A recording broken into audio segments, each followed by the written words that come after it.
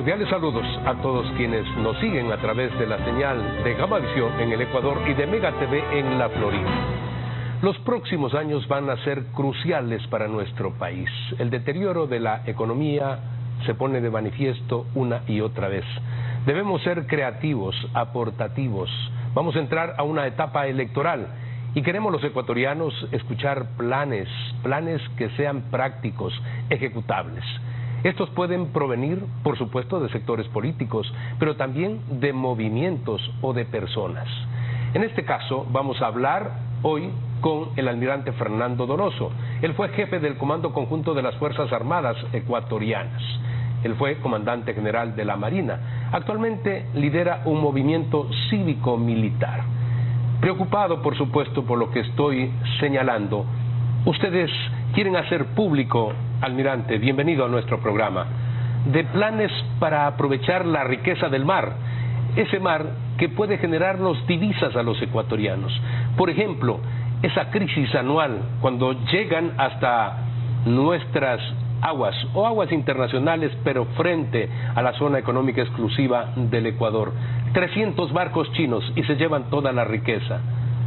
¿Cómo se podría suplantar la presencia de esa flota internacional por una ecuatoriana?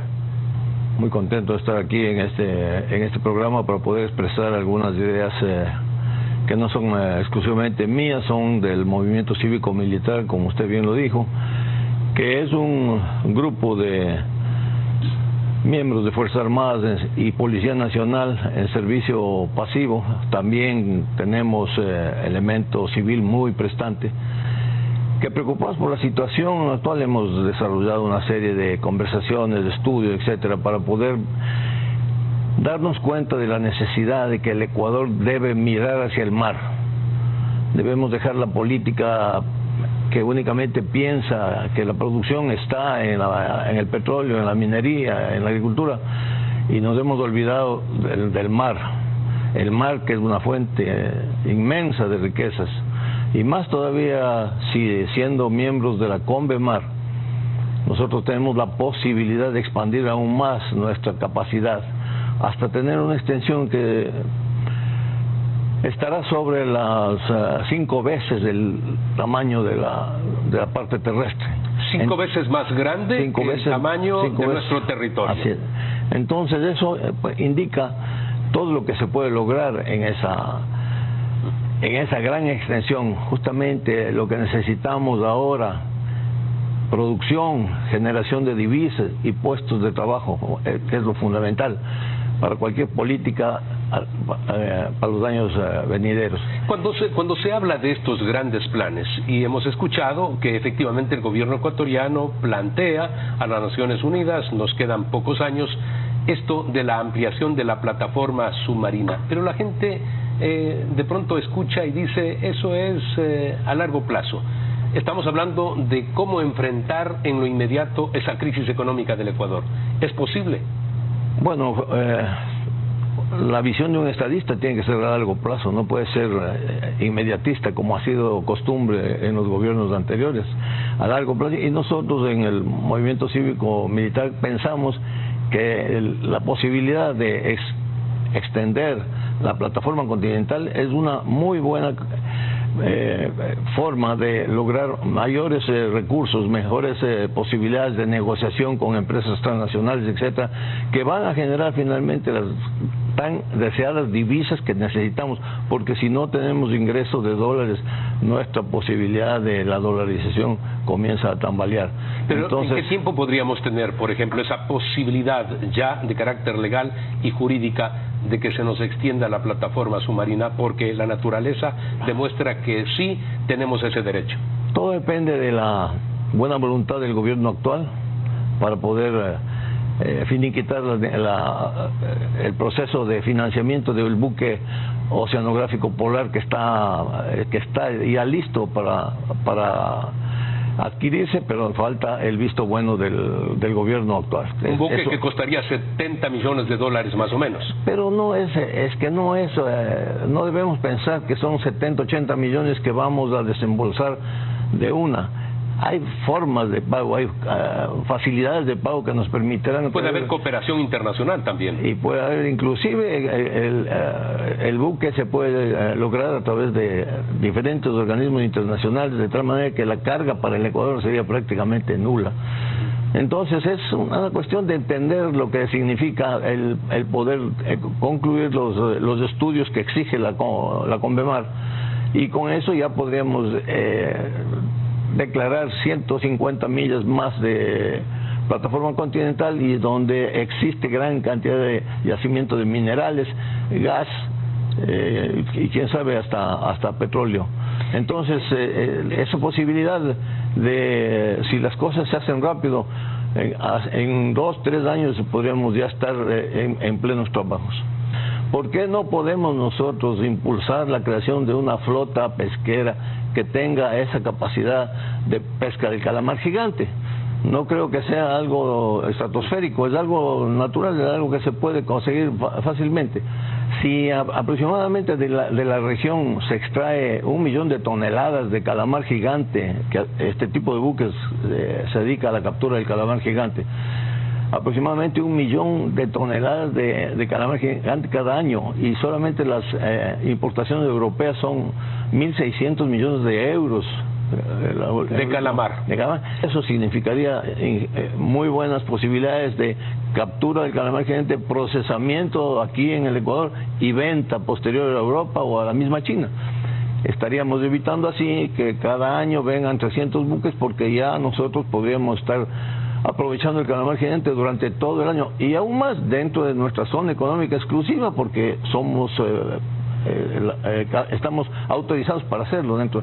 Por consiguiente, el negocio, a mi modo de ver, sería excelente. El Perú solamente con una pequeña flota artesanal que tiene exporta más de 800 millones de dólares. Luego de la pausa, continuamos en el diálogo con el almirante Fernando Donoso sobre las riquezas del mar en beneficio de los ecuatorianos. Hay países que han mirado al mar y ahí tienen inagotables recursos económicos.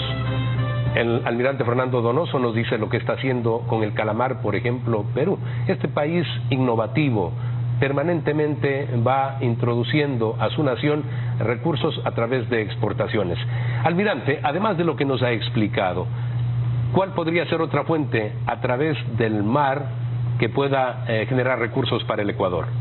Bueno, de acuerdo con los datos de la Cámara de Pesquería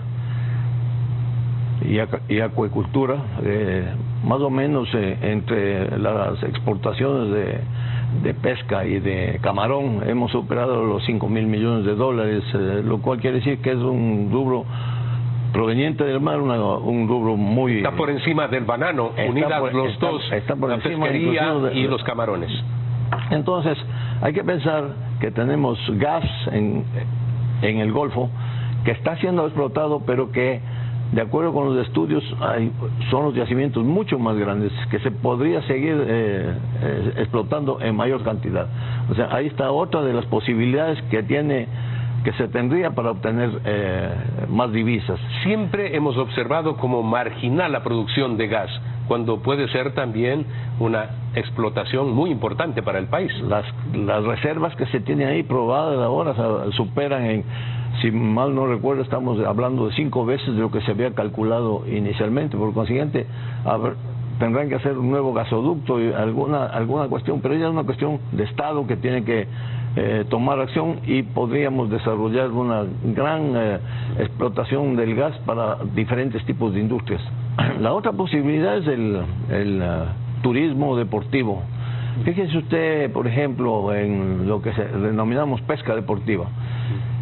Para darle un ejemplo, en México, y tengo los datos de los propios organismos mexicanos, solamente en el Cabo San Lucas, 2.000 millones de dólares al año por ingresos que produce esta actividad, y además de eso genera cerca de 24.000 puestos de trabajo. Entonces es otra de las formas que se podría aprovechar, teniendo las maravillas que nosotros tenemos en Galápagos, las costas de Manabí, las costas de Esmeraldas. En esos sectores todo lo que es turismo deportivo podría ser desarrollado, pero con el apoyo del Estado, y entonces los ingresos de las divisas que se necesitan estarían a la orden del día. Esto es gente del mundo que viene a pescar, pero además que luego retornan al mar los peces que son capturados. Esa es una de las características de la pesca deportiva. Además de que esa gente tiene que alojarse en hoteles y tiene que requerir servicios para las embarcaciones, etcétera. Entonces eso es una cuestión que va progresivamente creciendo y hace que la economía de esos sectores crezca también. Hablando, conversando, como lo hemos hecho, podemos nosotros darnos cuenta que se puede generar divisas, se puede generar ingresos, se puede generar puestos de trabajo, y no con ideas absurdas como las que hemos escuchado últimamente de traer 30.000 millones de los supuestamente ahorros que tienen los ecuatorianos en la banca de Panamá. Esa es una manera demagógica y absurda de tratar de convencer a la gente. ¿Quién va a venir a trabajar y quién va a venir a invertir en el Ecuador si tiene esa espada de Damocles encima? Entonces son ideas que está bien para la gente que no sabe absolutamente nada y a lo mejor le creen, pero la realidad es que debería haber alguna forma de evitar que estas mentiras se puedan seguir repitiendo. Yo decía al inicio del programa, tienen que haber planteamientos serios, basados en estudios de conocedores en las diferentes materias, de expertos, para que éstas se vuelvan prácticas. Y ese fue el origen de este diálogo. Pero seguir escuchando, por ejemplo, que lo que quisieran es poner más impuestos al patrimonio, impuestos a la salida de capitales, que se ha dicho es un pésimo impuesto para la inversión extranjera, pasar del 5 al 25%, con eso no vamos a superar los graves problemas económicos que tiene la nación. Se ve que no han visto o no ven reflejado la realidad de lo que pasa, lo que ha pasado en Venezuela y lo que está pasando en Argentina. Entonces toda esa carga de impuestos lo único que hace es ahuyentar la posibilidad de que alguien venga a invertir aquí, nacionales o extranjeros. Y lo que necesitamos, si somos dolarizados, es que vengan a invertir.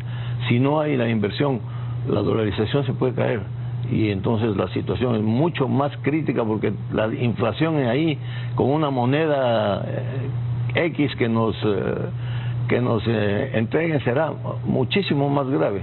Definitivamente el movimiento cívico-militar está orientado a luchar contra todo lo que significa el socialismo siglo XXI. Nosotros estamos directamente apoyando la candidatura de Guillermo Lasso porque sabemos que él sí nos puede escuchar y él va a hacer de lo que nosotros estamos proponiendo, puede hacer tranquilamente las políticas de su gobierno. Propuestas claras y concretas que esperamos sean recibidas de la mejor manera. En este caso, ha dicho, en la candidatura del señor Guillermo Lasso. Es que efectivamente deben ser parte del plan de gobierno estos estudios que han hecho especialistas. Tenemos un futuro en el mar. Lo es para varios países. Chile uno de ellos.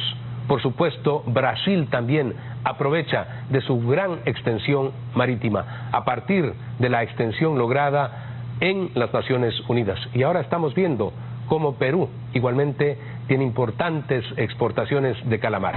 Vamos a hacer una pausa. Retornamos con nuestro segundo invitado, el ingeniero Vinicio Aray Dueñas. Él es